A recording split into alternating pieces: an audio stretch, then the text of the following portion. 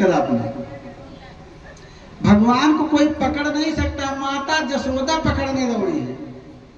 माता जसोदा जो परमात्मा जिनको माता बनाए हुए माता मान रहे हैं, वो आज पकड़ने दौड़ी हैं। कब? जब भगवान बदमाशी कर रहे थे।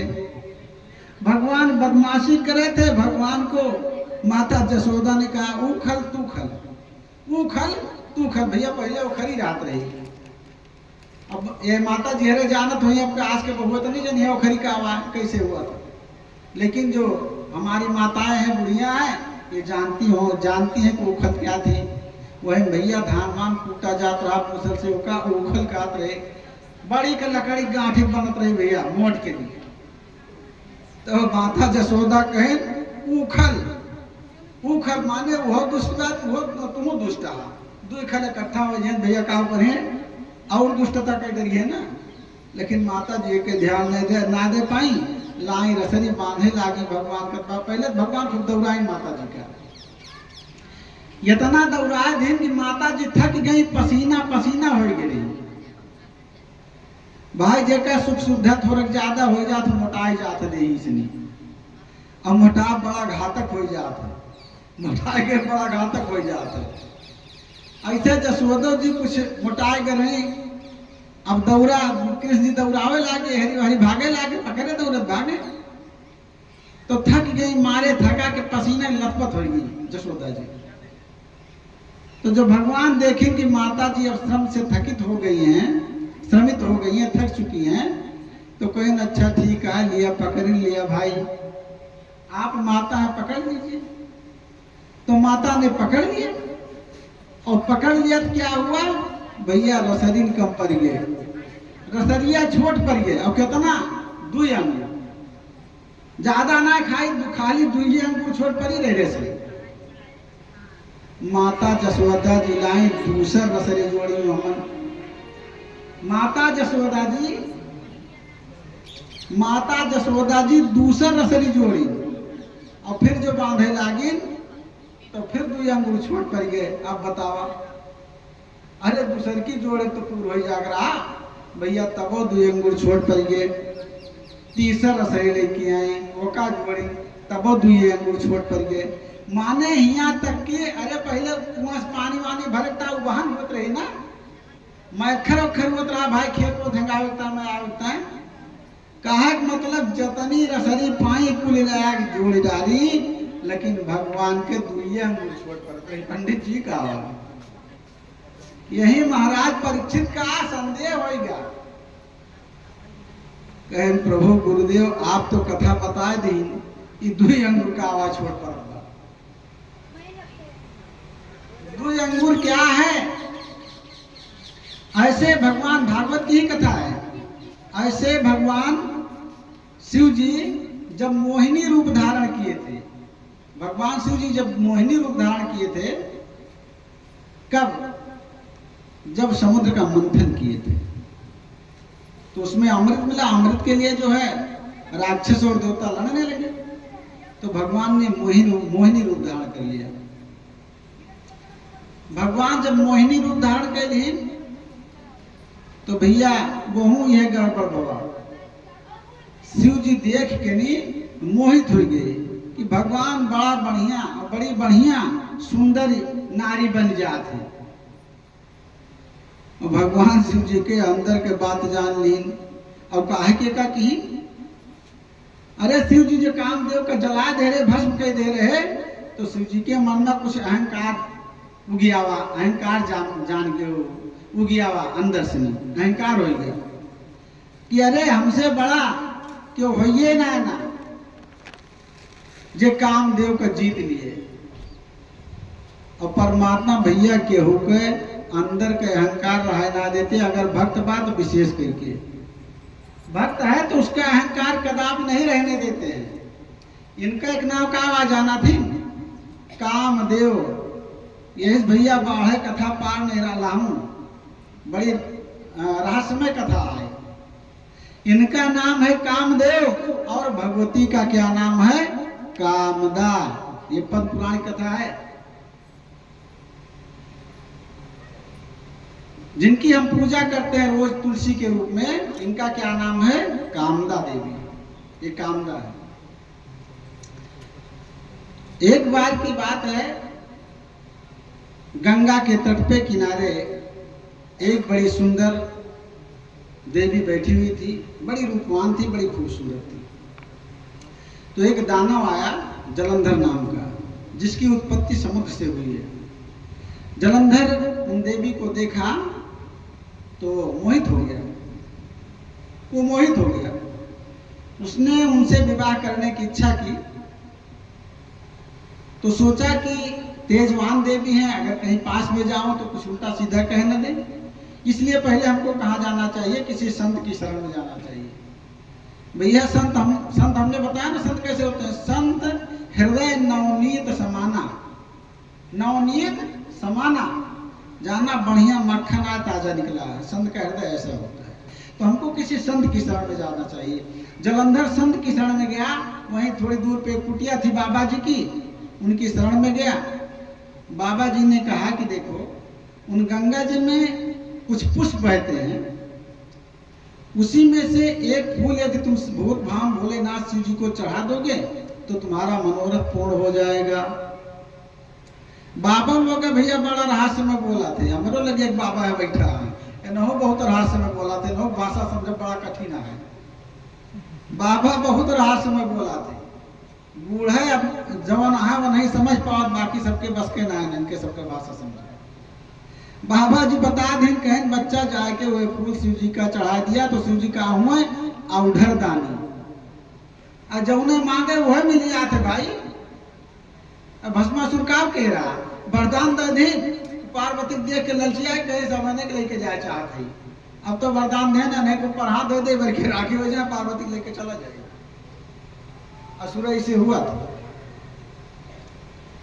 अब जलंधर का भैया वो गंगा जी से फूल लीस और फूल ले जाए कि नहीं शिव जी का चढ़ाए दीस, और जैसे शिव जी का चढ़ाए फूलो, तैसे शिव जी कुपित हो गए, क्रोधित हो गए, कहना अरे दुष्ट, तुमने हमको निर्मल पुष्प चढ़ा दिया, तुमने हमको निर्मल पुष्प चढ़ा दिया, जा तू दानो हो जा।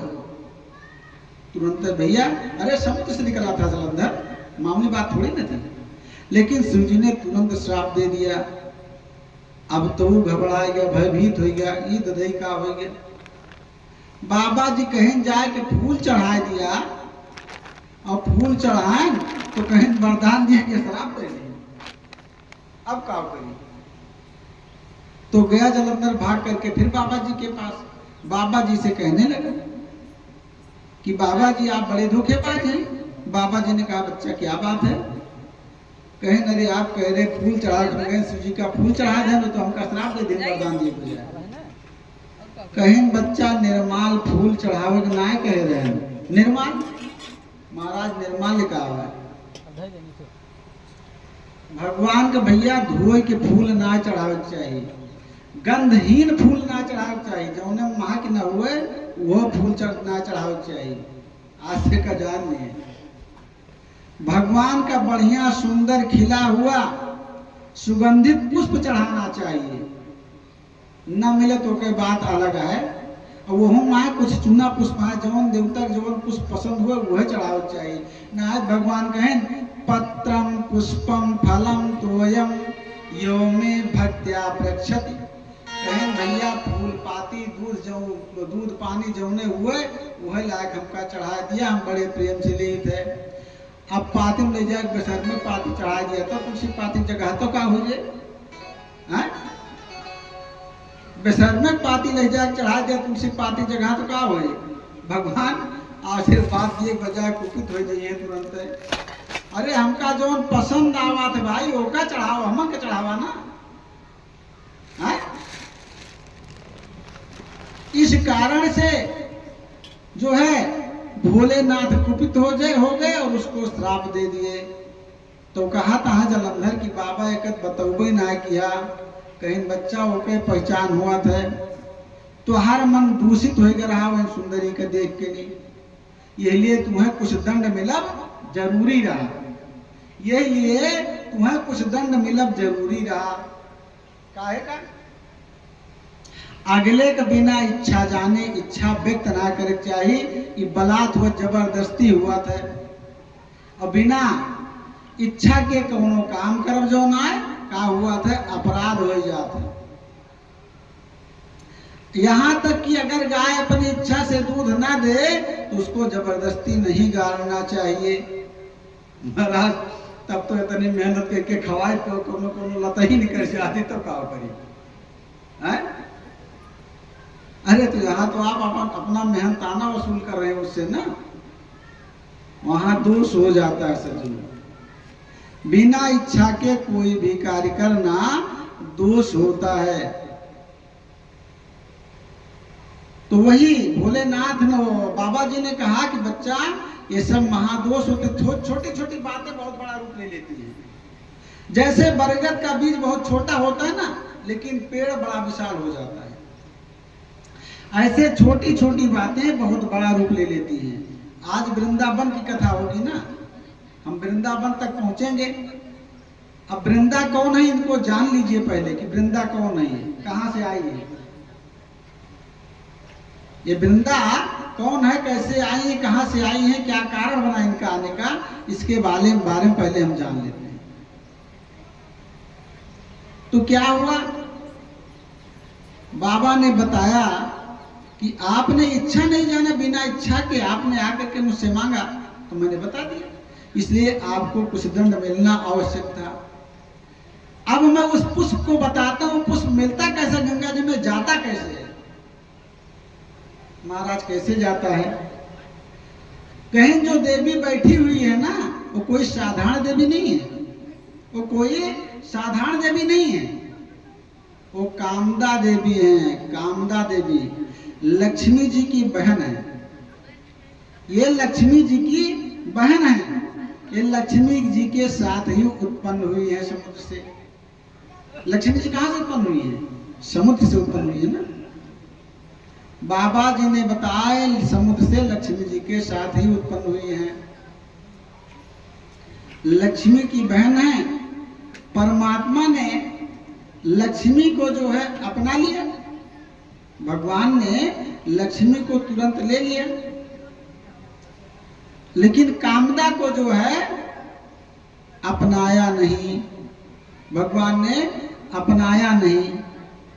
कामदा आस लगाए बैठी थी, परमात्मा ने कहा हाँ कामदा तुम मेरे हृदय में वास करोगी, तुम हमारी महामाया होगी, तुम्हारी इच्छा के द्वारा मैं सारा कार्य करूंगा, इसलिए तुम हमारी इच्छा शक्ति बनोगी। ध्यान दीजिए, जब दोबारा भगवान ने ऐसा कहा तो कामदा देवी बड़ी प्रसन्न हुई, खिलखिला करके हंस पड़ी। कामदा देवी खिलखिला के हंस पड़ी। तो कह रहे हैं कि उसी बात की कभी कभी कामदा देवी याद करती हैं कि परमात्मा ने, भगवान ने लक्ष्मी को तो तुरंत अपना लिया, लेकिन हमको थोड़ी देर लगाई। जब देर लगाई इसको सोचती है तो खिना मन हो जाता, मन खिन्न हो जाता है उनका, और जब मन खिन्न हो जाता है तो उनकी आंखों से आंसू की बूंदें ढरकने लगती हैं। भैया आंसू दो प्रकार के गिरा था, दो अवस्था में आंसू आवत है, या तो बहुत बड़ा दुख हो जाए और या तो बहुत बड़ा सुख हो जाए। और दोनों आंसू दो प्रकार के होते हैं सज्जनों। जो सुख के आंसू होते हैं निकलता है आंखें से नहीं, आंखें से निकलता है भैया। जो सुख के आंसू होते हैं वो शीतल होते हैं, और जो दुख के आंसू होते हैं वो गर्म होते हैं। बाबा पहचान बताएं, कहें वे देवी जब प्रभु के मिलन के अनुभूत करा थी तो उनके सुख के आंसू गिरा थे, तो सुख के आंसू गिरा थे तो वह कमल के फूल बन जात गंगा जी में गिर के, बड़ा सुंदर। अब वो हम से सुगंध आवत महका थे, और जब दुख याद करा थी तब उनकी आंख से आंसू गिरा थे। तो निर्माल रहा था, सुंदर तो बहुत रहा लेकिन निर्माल रहा था, वहां गंध ना रहा था, वहां सुगंध ना रहा, बिना गंध के रहा था। तो ये फूल चढ़ाए पे भगवान कुपित हो जाते, ये फूल भी गंधहीन फूल ना चढ़ावे चाहिए। अब जाके इंतजार करा कुछ देर तक का कि कब वो हंसी हैं, जब हंसी हैं तो गिरे फूल, और जब फूल गिरत वह फूल ले जाके भोलेनाथ का चढ़ाया। अब आए भैया जलंधर, खड़ा रहे कईयों सौ वर्ष तक का, कईयों सौ वर्ष तक का खड़ा रही, वैसे एक टकटकी लगाई। तो भगवती ध्यान में रही, ध्यान से फूट तो भगवान के याद की, भगवान के याद की, भगवान के मिलन याद की, तो बड़ी प्रसन्न भई। तो उनकी आंख से जो बूंद गिरा तो तुरंत कमल के फूल बन के तैरे लाग। जलंधर झम से कूद पड़ा गंगा जी में, वह फूल ले जाए कि नहीं भोलेनाथ का चढ़ा दे। बम बम भोले, भोलेनाथ प्रसन्न हो गए, भोलेनाथ प्रसन्न हो गए।